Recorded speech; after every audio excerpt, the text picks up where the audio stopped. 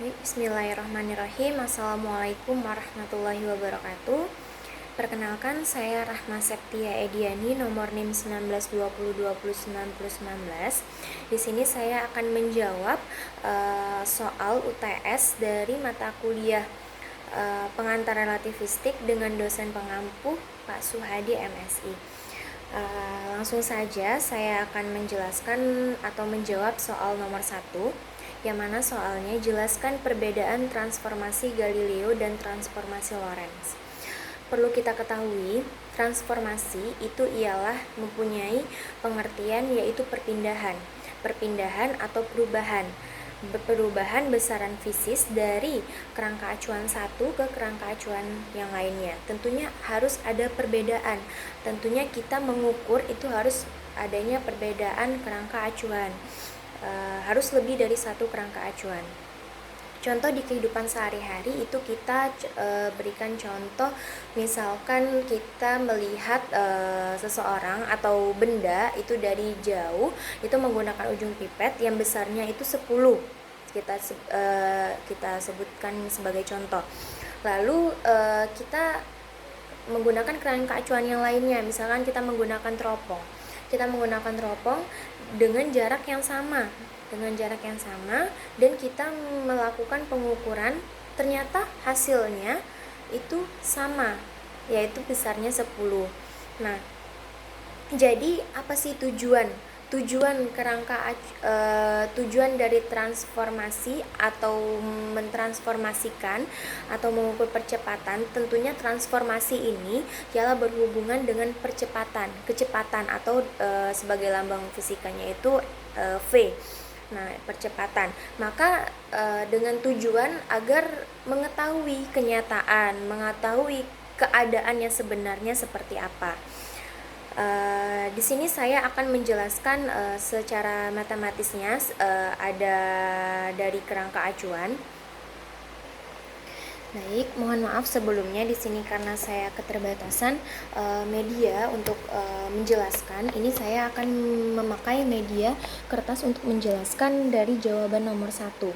Ini sebagai contoh saya sudah menggambarkan kerangka acuan yang satu. Ini kerangka acuan yang satu, ini awalnya ini S, ini belum bergerak, tidak adanya pergerakan, tidak adanya perubahan. Di sini X, ini di sini Z, dan di sini X, di sini Y, dan di sini Z.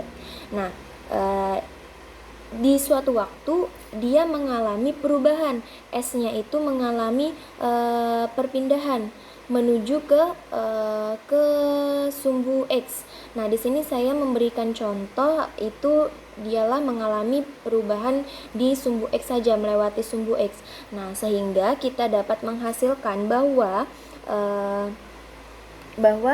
ini ialah mengalami percepatan V aksen T, mengalami percepatan sebesar T. Nah, jadi di sini pada kerangka acuan yang awalnya itu V-nya itu sama dengan 0, belum adanya perubahan, kecepatannya itu belum ada, maka pada suatu waktu itu dia ada kerangka acuan yang berbeda pula.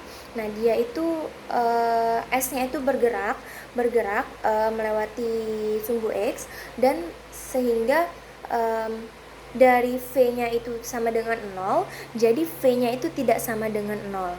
Nah, setelah pada waktu tertentu ialah mengalami di sini saya sudah menggambarkan di sini. Nah, mengalami hal seperti ini. Nah, di sini saya sudah menjelaskan di situ tadi tuh ini S aksen, di sini X, di sini Z, dan di sini X, di sini Y, dan di sini Z. Nah, misalkan di sini sepanjang ini X. Ya, sepanjang ini X, ini yang diam, yang kerangka acuannya yang pertama, dan ini kerangka acuan yang kedua, dan ini ialah di sini S aksen yang telah meninggalkan S tadi, lalu ini sumbu Y, sumbu X, dan sumbu Z. Lalu dia ini mengalami suatu momen atau suatu kejadian. Tuliskanlah P di sini. Nah, sehingga di sini menghasilkan x aksen di sini x aksen T, di sini tadi tuh V aksen T, dan di sini tadi tuh X, dan di sini X aksen. Nah, di sini dapat kita ketahui, dapat kita hubungkan di kehidupan sehari-hari, ialah misalkan saya mempunyai pulpen. Nah, di sini tutup pulpen ini ialah V aksen T, dan badan pulpen ini ialah X aksen, dan pulpen ini ialah X-nya. Nah, hubungan di kehidupan, bagaimana caranya agar mereka ini saling berhubungan? Nah, caranya itu ditambahkan. Maka didapatlah rumus, yaitu didapatkanlah rumus X sama dengan V aksen T plus X aksen. Itu untuk X. Jika untuk X aksen itu tinggal kita rubah saja, X aksen itu pindah ruas, itu seperti yang telah saya jelaskan di sini. Pindah ruas ini seperti ini, X sama dengan V aksen T ditambah X aksen. Tapi jika X aksen yang ditanya itu adalah X min V aksen T. Nah, dia bergerak dengan kecepatan V aksen selama T, sehingga dia meninggalkan S yang awalnya tadi. Nah, lalu kejadian di titik P ini ialah mengalami hasilnya, yaitu yang diukur X aksennya tadi ialah X min V aksen T, Y aksennya sama dengan Y, Z aksen sama dengan Z. Nah, kejadian di titik P itu mengalami yang saya jelaskan seperti pena tadi, ialah ditambahkan itu jika kita menanyakan atau ditanya tentang X itu.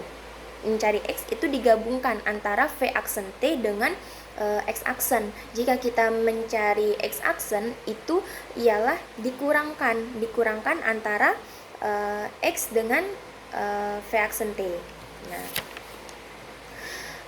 terus adanya yang kedua, transformasi Lorentz. Nah, transformasi Lorentz ini sebenarnya hampir sama dengan transformasi Galileo, tetapi transformasi Lorentz ini memiliki konstanta, yang mana rumus yang X sama dengan X aksen ditambah V aksen T itu di depannya itu ditambah dengan K, yaitu konstanta dari Lorentz-nya itu. Lorentz itu menambahkan konstanta di rumus percepatan cahaya. Nah, di mana kita itu mempunyai perbedaan yang cukup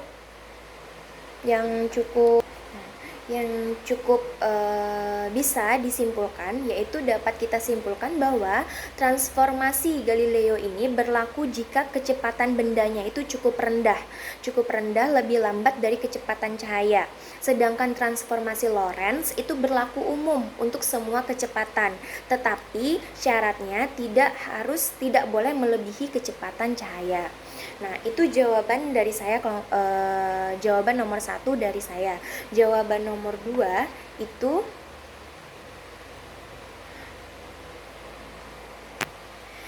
baik, selanjutnya saya akan menjelaskan atau menjawab soal nomor 2, yang mana soalnya buktikan beberapa konsekuensi dari transformasi Lorentz berikut.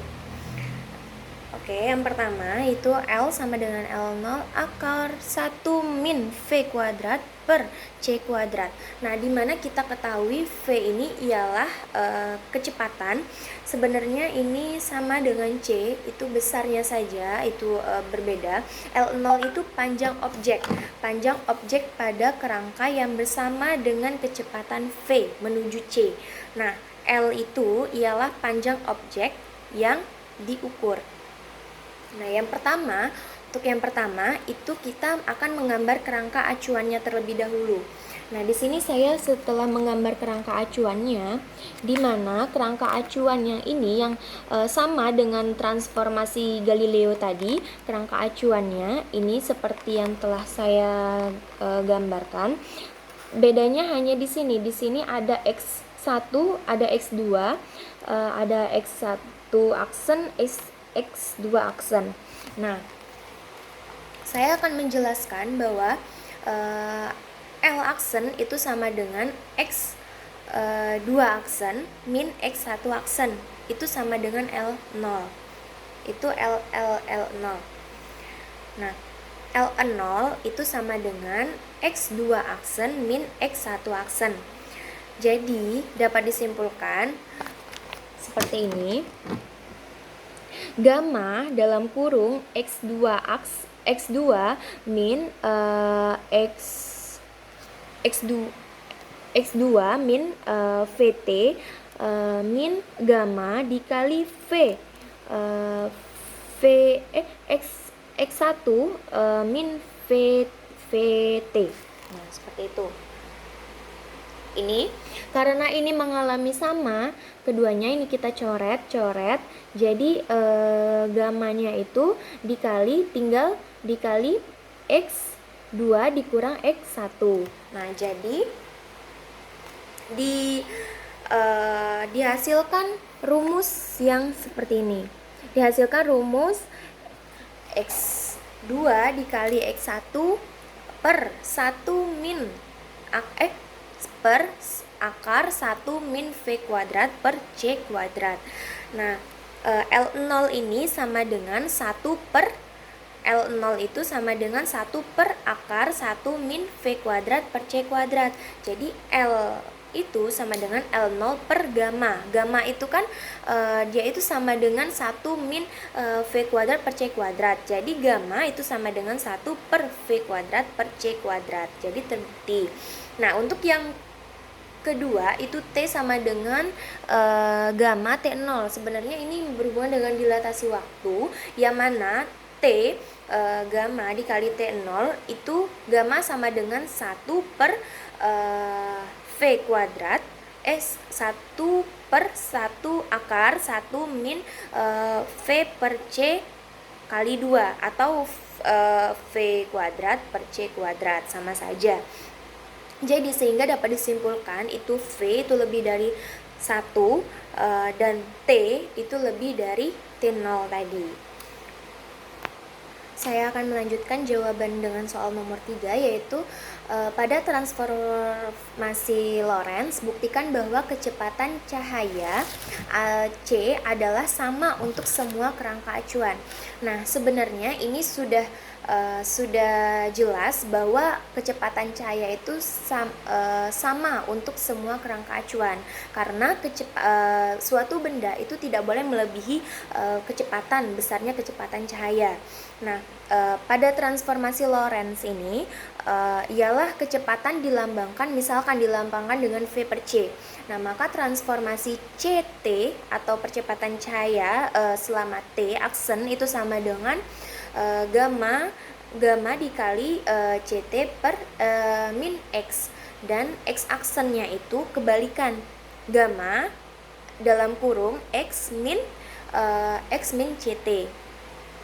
CT itu percepatan cahaya, besarnya percepatan cahaya selama T, waktu yang telah ditentukan. Nah, Y aksen itu sama dengan Y dan Z itu sama dengan Z, karena kita di sini saya memberikan contoh itu untuk kerangka acuan yang hanya di sumbu X saja, yang melewati sumbu X. Pada transformasi Lorentz ini ialah berbeda dengan Galileo, karena pada Galileo itu tidak adanya konstan, maka dia itu percepatan bendanya itu atau besarnya benda itu tidak boleh melebihi dia itu rendah dibandingkan dengan kecepatan transformasi Lorentz. Transformasi Lorentz ini berlaku umum, hanya saja tidak boleh melebihi kecepatan cahaya. Nah, pada transformasi ini misalkan kita ini relativitas waktu. Misalkan contohnya kita berada di pinggir kereta, yang kereta itu berjalan. Kita melihat objek yang diam. Kita misalkan diam. Nah, kita melihat kereta yang bergerak kita di stasiun dan melihat kereta yang bergerak di rel kereta api. Itu apakah berbeda ataukah sama kecepatannya? Nah, maka di sini ialah transformasi Lorentz ini mengimplikasikan pengamat yang bergerak dengan kecepatan yang berbeda bisa mengukur dengan jarak yang berbeda pula dan dengan waktu yang berbeda. Nah, laju cahaya bernilai sama dengan kerangka acuan, sehingga dapat kita pastikan bahwa laju cahaya ini bernilai sama dengan kerangka acuan, tidak boleh lebih dari kecepatan cahaya tersebut. Nah, maka ketika kecepatan C itu jauh lebih kecil dari C, Lorentz bisa dianggap itu sama dengan 1. Nah, tetapi ketika nilai V-nya itu mendekati C, nilai gamma-nya itu naik tanpa batas, maka sehingga nilai U-nya itu atau yang berada di dalam gerbong itu harus lebih kecil dari lebih kecil dari kecepatan agar transformasinya itu masuk akal. Nah, jadi tergantung pada yang telah ditransformasikan itu, bahwa kecepatan cahaya itu, kecepatan suatu benda itu tidak boleh melebihi kecepatan cahaya. Baik, selanjutnya soal yang terakhir itu nomor 4. Seseorang atau Dodo yang mempunyai saudara kembar yang bernama Didi pergi keluar angkasa pada tahun 1978 dengan membawa tongkat sepanjang 5 meter. Kemudian dia kembali ke bumi. Sebelumnya dia turun dari pesawat, dia melihat bahwa tahun dia kembali adalah tahun 1981. Akan tetapi ketika dia menanyakan tahun kepada saudaranya, tahun sekarang adalah 1983. Nah, pertanyaannya yang pertama, berapa kecepatan pesawat yang digunakan?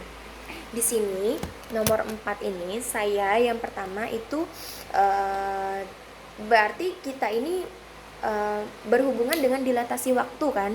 Nah, dilatasi waktu itu T sama dengan gamma dikali T0, yang mana S sama dengan rumusnya 1/1 min V kuadrat per C kuadrat. Nah, lalu L ini per S sama dengan 5, S sama dengan 3. Ini sepanjang ini yang sudah saya jelaskan di sini, yang sudah saya tulis di sini 5, L per 5, S ini yang rumus dilatasi waktu tadi yang atau rumus L, lalu sehingga L-nya itu dikuadratkan per 5 kuadrat dari yang sepanjang 5 meter tadi. Nah, hitunglah hasilnya itu 1 min V kuadrat per C kuadrat sama dengan 3/5. Nah, 3/5 itu dari kali silang. Nah, L kuadrat per 25, hasil 5 kuadrat tadi adalah 5 kali 5, 25. Sama 1 min V kuadrat per C kuadrat itu sama dengan 9/25. 3 itu juga dikuadratkan. 3 dikali 3 9, 5 dikali 5 25. Jadi hasilnya itu dari bagian A ini ialah 2,4 dikali 10 pangkat 8 meter per sekon kuadrat. Nah, untuk yang bagian 2 itu pertanyaan yang B itu ialah sama juga berapa panjang tongkat yang diukur oleh Didi. Nah, panjang tongkatnya itu karena kita kan sudah dijelaskan di dilatasi waktu tadi. Nah, L kuadrat per 25 sama dengan 24 dikali 10 pangkat 7 kan, karena 2,4 dikali 10 pangkat 7 itu sama dengan bentuk yang lainnya, itu 24 dikali 10 pangkat 7 dikali 24 dikali 24 kali 10 pangkat 7 per 3 dikali 10 pangkat 8 dikali 3 kali 10 pangkat 8. Nah, dihasilkan ialah hasilnya 0,36 L kuadrat per 25 sama dengan 0,36. L kuadrat itu 0,36 dikali 25. Hasilnya L sama dengan 0,6 S. Nah, lalu 0,6 dikali 5. L sama dengan 0,6 dikali 5, hasilnya L sama dengan 3 meter. Jadi panjang tongkat yang diukur oleh Didi itu ialah 3 meter. Nah, mungkin cukup sekian jawaban dari UTS mata kuliah pengantar relativistik. Apabila ada salah kata atau kurang dalam penyampaian saya mohon maaf. Saya akhiri. Wassalamualaikum warahmatullahi wabarakatuh.